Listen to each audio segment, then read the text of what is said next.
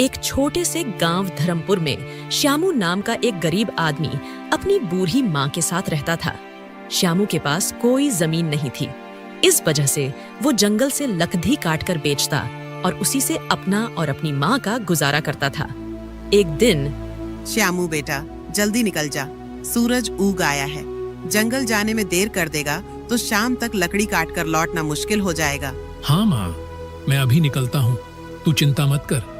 आज कोशिश करूंगा ज्यादा लकड़ियां लाऊं ताकि 2 दिन का खर्चा निकल जाए। श्यामू अपनी कुल्हाड़ी उठाता है और झोपड़ी से बाहर निकल पड़ता है। श्यामू जंगल की ओर जा रहा था। अचानक रास्ते में उसे गांव का सेठ गोपाल दास मिलता है। अरे श्यामू, कहाँ जा रहा है सुबह सुबह? प्रणाम सेठ जी, जंगल जा रहा हूँ लकड़ी काटने। माँ के खाने का इंतजाम करना है ना, बस वही करने निकल पड़ा। तू भी अजीब आदमी है श्यामू, न जमीन है न खेत, बस यही जंगल की लकड़ियों से पेट पालता है। सेठ जी, भगवान ने जो दिया है उसी में जी रहा हूँ। बात तो ठीक कहता है तू। अच्छा सुन, मुझे अपनी गाय की गौशाला बनाने के लिए कुछ लकड़ियों की जरूरत पड़ेगी। क्या तू ला सकेगा? क्यों नहीं सेठ जी, अगर आपको लकड़ी चाहिए तो मैं पहुंचा दूंगा। बस बता दीजिए कितनी चाहिए और कब तक। अच्छा, तो कल से ही लकड़ी मेरे गोदाम में पहुंचाना शुरू कर। दाम अच्छा दूंगा। अगर तेरा काम ठीक रहा तो आगे भी तुझसे ही काम लूंगा। धन्यवाद सेठ जी, मैं अपनी पूरी मेहनत लगा दूंगा। श्यामू जंगल में पहुंचता है। चारों ओर हरे भरे पेड़, पक्षियों की चहचहाहट। श्यामू कुल्हाड़ी उठाकर लकड़ी काटना शुरू करता है। अगर यह काम सही रहा तो माँ को आराम मिलेगा, शायद झोपड़ी भी ठीक कर सकूं। भगवान, बस तू साथ देना। धीरे धीरे शाम होती है। श्यामू लकड़ियां बांधकर अपने कंधे पर लादता है और गांव लौटता है। उसकी माँ दरवाजे पर बैठी इंतजार कर रही थी। आ गया बेटा, कितनी देर लगा दी, थक गया होगा।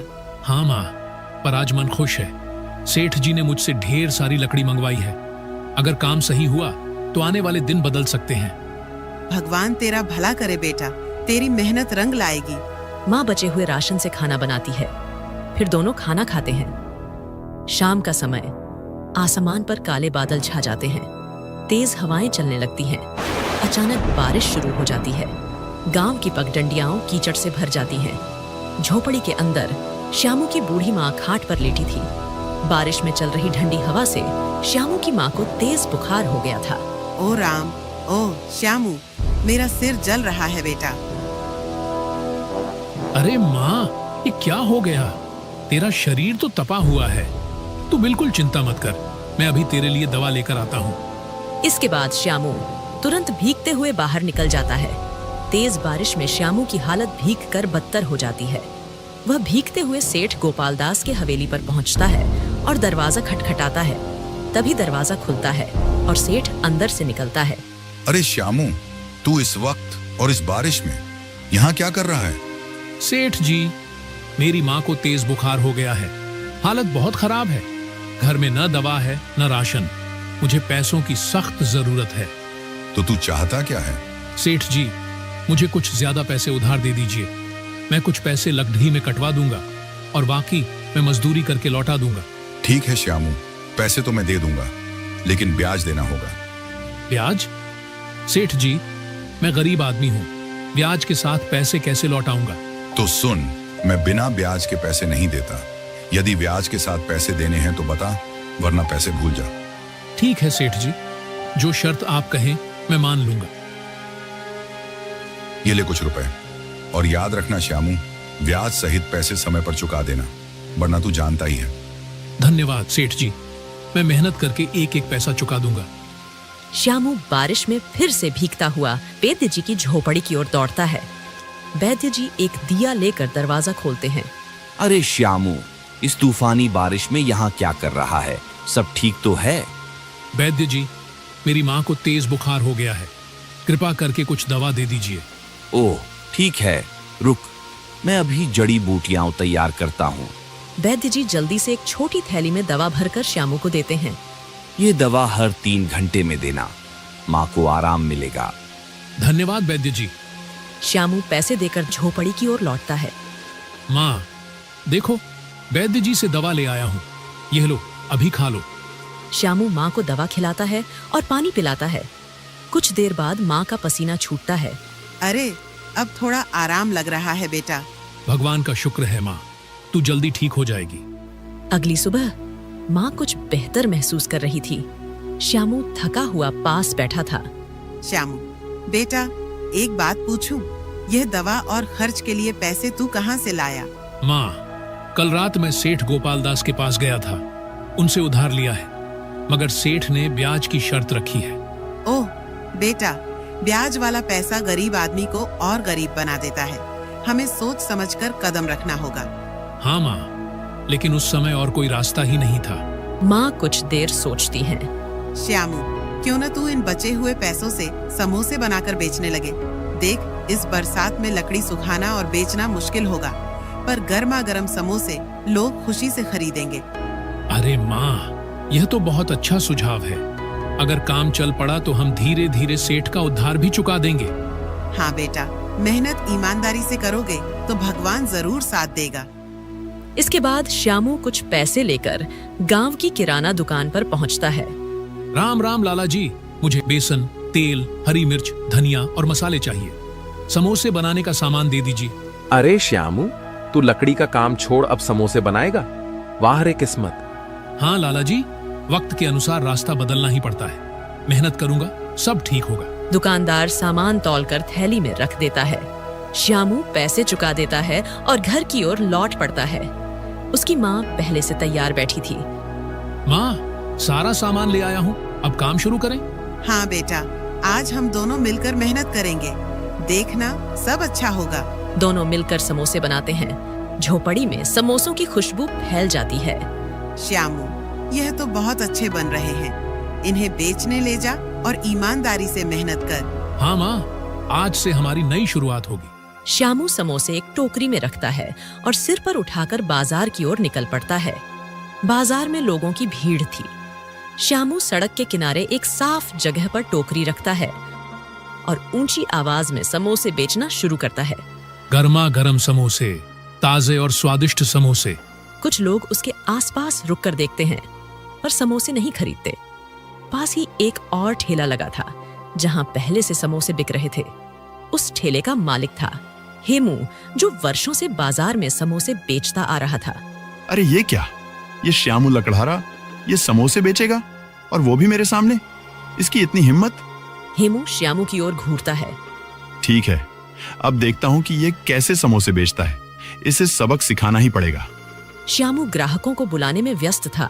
उसे हेमू की चालाकी का अंदाजा नहीं था। गर्मा गर्म समोसे, ताजे और स्वादिष्ट समोसे, ले लो भाई ले लो। तभी दो आदमी उसके पास आते हैं।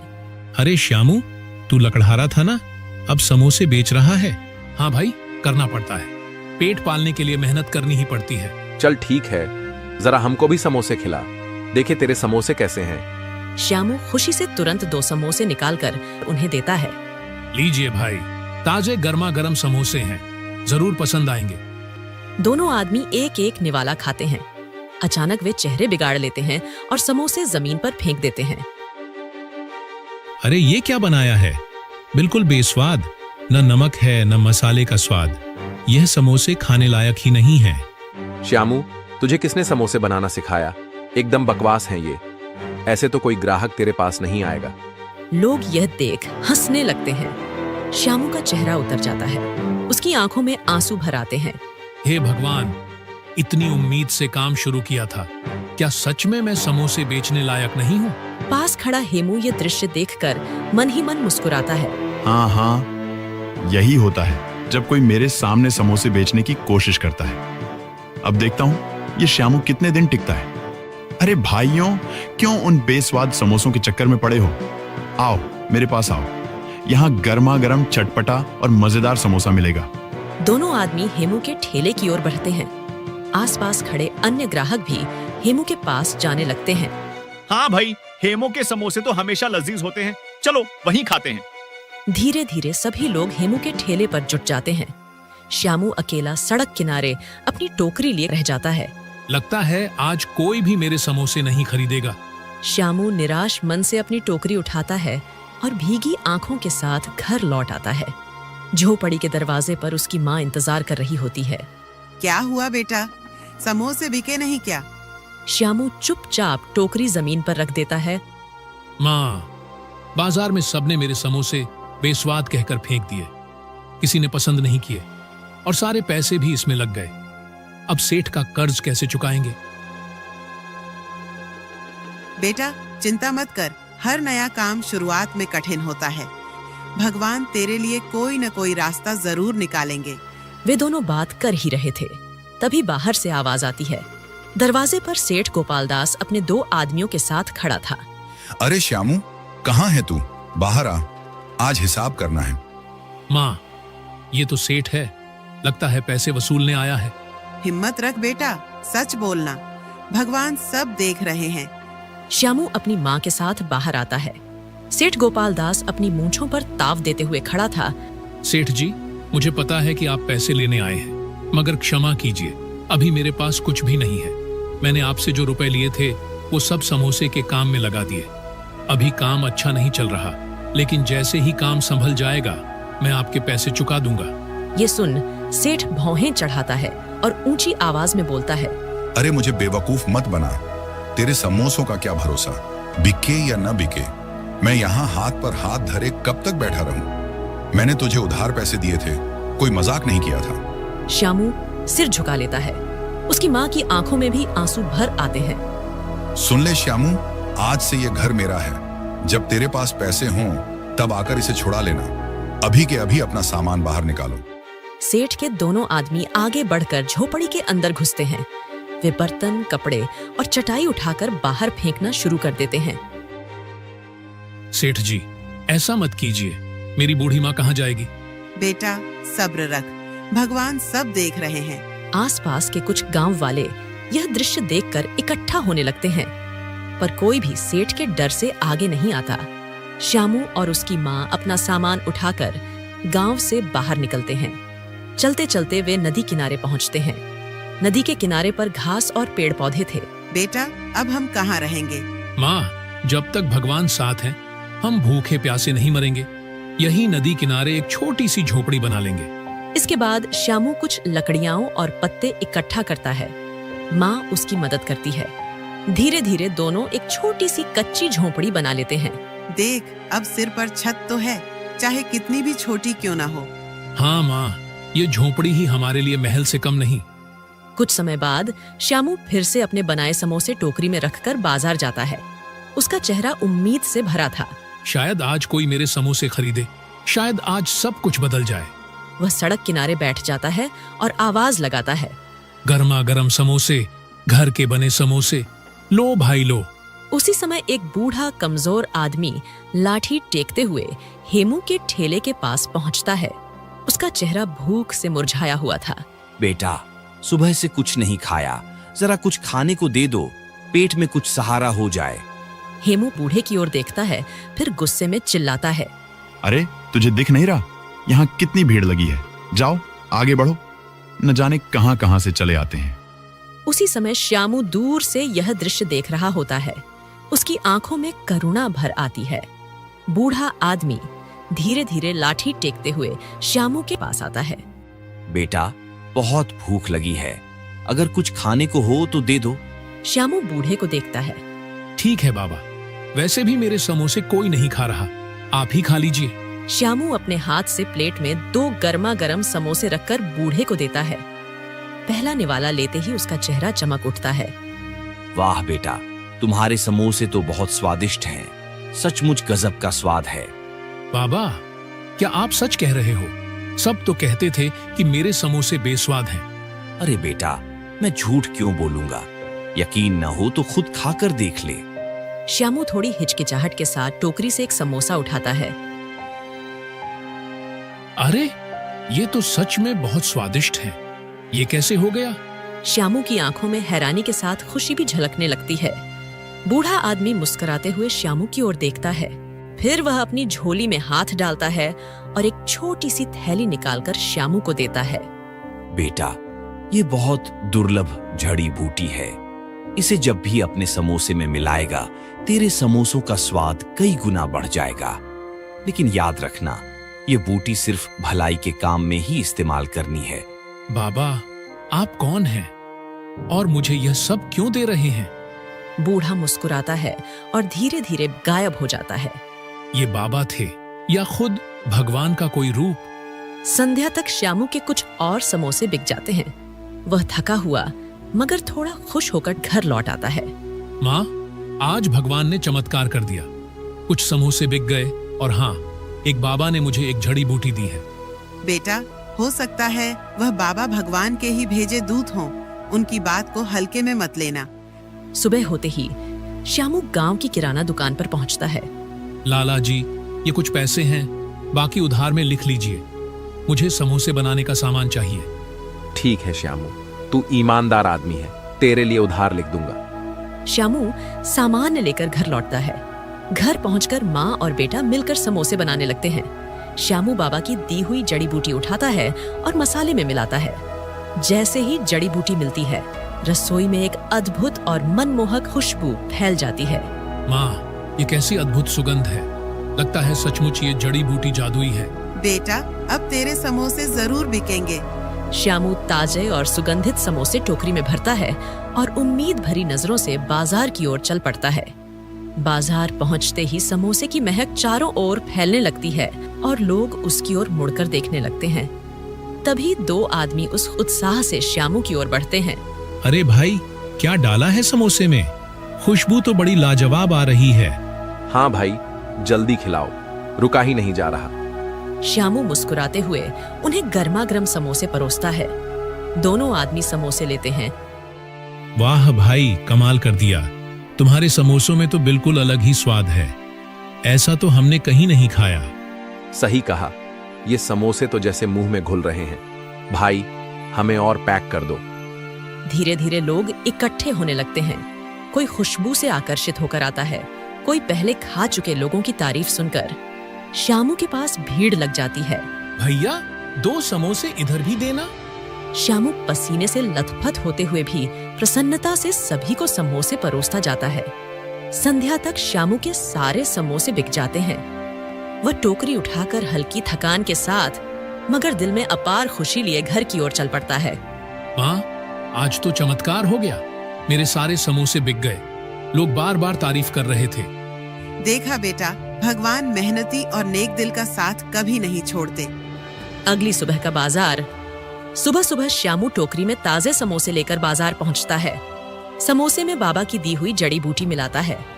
थोड़ी ही देर में समोसों की सुगंध चारों ओर फैल जाती है। अरे वही समोसे वाला आ गया, चलो जल्दी जल्दी ले लें वरना खत्म हो जाएंगे। कुछ ही देर में श्यामू की दुकान पर भीड़ लग जाती है। उधर हेमू अपने ठेले पर गुस्से से देख रहा था। उसके ठेले पर एक भी ग्राहक नहीं था। ये लकड़हारा कहाँ से समोसे वाला बन गया और ऊपर से सब लोग इसके ठेले पर टूट पड़ते हैं। मुझे तो एक एक ग्राहक के लिए आवाज लगानी पड़ रही है। आखिर चक्कर क्या है, क्योंकि इसमें ऐसा कोई हुनर नहीं है। वह गुस्से में मुट्ठियां भींच लेता है। इस प्रकार धीरे धीरे दिन बीतते हैं। श्यामू का नाम पूरे गांव और आसपास के कस्बों में फैल जाता है। कुछ महीनों में श्यामू अब सड़क किनारे से हटकर एक छोटी सी दुकान खोल लेता है। श्यामू की दुकान पर ग्राहकों की लंबी कतार लगी थी। भैया 2 प्लेट समोसे देना और हाँ, चटनी ज्यादा डालना। श्यामू सबको खुशी खुशी परोसता है। उसकी माँ दुकान के कोने में बैठकर गर्व से बेटे को देखती रहती है। कुछ दिनों बाद श्यामू कमाई का बड़ा हिस्सा लेकर सीधे सेठ के घर पहुंचता है। सेठ दरवाजे पर बैठा हिसाब किताब लिख रहा होता है। सेठ जी, ये लीजिए आपके सारे पैसे। अब कृपा करके मेरा घर मुझे वापस कर दीजिए। श्यामू, मैं तुझसे शर्मिंदा हूँ। उस दिन मैंने लालच में आकर तुझ पर ज्यादती की थी। तूने मेहनत और ईमानदारी से अपनी किस्मत बदल दी। मैं तुझसे माफी मांगता हूँ। सेठ खाते से नाम काटता है। जा, अब तेरा घर तेरा हुआ। भगवान तुझे और तरक्की दे। धन्यवाद सेठ जी। श्यामू घर लौटता है। माँ की आंखों में आंसू भर आते हैं। उधर हेमू का ठेला खाली पड़ा था। अब तो मेरा पूरा काम ठप हो गया है। सब लोग उस श्यामू के पास क्यों जा रहे हैं? जरूर कोई राज है उसके समोसों में। मुझे ये जानना ही होगा। एक शाम श्यामू दुकान बंद करने के बाद घर पर समोसे बनाने की तैयारी कर रहा होता है। वह अपने छोटे से डिब्बे से बाबा की दी हुई जड़ी बूटी निकालकर समोसे में डालता है। उस समय खिड़की के पीछे छिपकर हेमू सब देख रहा होता है। ओह, अब समझा, यही उस जड़ी बूटी का कमाल है। बिना इसके तो उसके समोसे साधारण ही होंगे। अब देखता हूं श्यामू, तेरी दुकान कैसे चलती है। रात गहराने पर श्यामू और उसकी माँ सो जाते हैं। तभी हेमू दबे पांव श्यामू के घर में पहुंचता है और उस डिब्बे को ढूंढ निकालता है। मिल गया, यही है वो जड़ी बूटी। अब आएगा असली मजा। कल से लोग फिर मेरे पास ही आएंगे। वह डिब्बा अपने हाथ में दुकाकर चुपके से निकल जाता है। अगली सुबह श्यामू दुकान की तैयारी में जुटा था। श्यामू डिब्बा निकालने अलमारी में हाथ डालता है, लेकिन डिब्बा नहीं मिलता। श्यामू पूरे घर के कोने कोने में ढूंढता है, लेकिन जड़ी बूटी का डिब्बा कहीं नहीं मिलता। उधर हेमू अपनी ठेली के पास बैठा था। सामने वहीं चुराई हुई जड़ी बूटी का डिब्बा रखा था। हाँ, अब देखना, जब ये समोसे तैयार होंगे तो खुशबू चारों ओर फैल जाएगी और लोग फिर से मेरी ठेली पर टूट पड़ेंगे। श्यामू का खेल अब खत्म। वह जल्दी जल्दी समोसे ठेले पर सजा देता है। कुछ ही देर में बाजार में लोग आते हैं। एक ग्राहक हेमू की ठेली पर खड़ा होकर सूंघता है। अरे, ये कैसी गंध है? बड़ी अजीब सी लग रही है। खुशबू तो बिल्कुल वैसी नहीं जैसी श्यामू के समोसों से आती थी। चलो फिर भी एक खाकर देखते हैं। वे समोसा लेते हैं और जैसे ही मुंह में डालते हैं तुरंत थूक देते हैं। अरे, ये तो कड़वा और बेस्वाद है। क्या मिला रखा है इसमें? भाई, ये तो सेहत बिगाड़ देगा। चलो यहाँ से चलते हैं। हेमू के माथे पर पसीना छलकने लगता है। वह खुद एक समोसा खाता है और तुरंत खांसने लगता है। अरे, ये तो सचमुच कड़वा है। उस श्यामू के समोसे ऐसे कैसे मीठे और स्वादिष्ट हो गए? मैंने तो वही जड़ी बूटी मिलाई थी।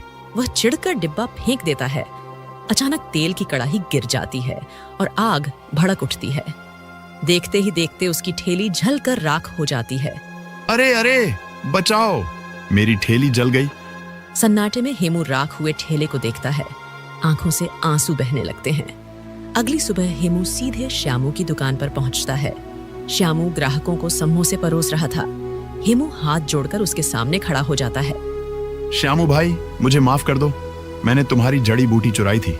मैंने सोचा कि तुम्हारी सफलता को छीन लूंगा, पर मेरा सब कुछ जलकर राख हो गया। हेमू, लालच का रास्ता हमेशा बर्बादी की ओर ले जाता है। मेहनत और सच्चाई ही इंसान को आगे बढ़ाती है। मैं तुझे माफ करता हूँ, लेकिन एक बात याद रखना, लालच मत करना। बस मेहनत और ईमानदारी से काम करना, तभी सुख और सम्मान मिलेगा। हाँ श्यामू, अब मैं मेहनत से ही कमाऊंगा। यही मेरी सबसे बड़ी सीख है।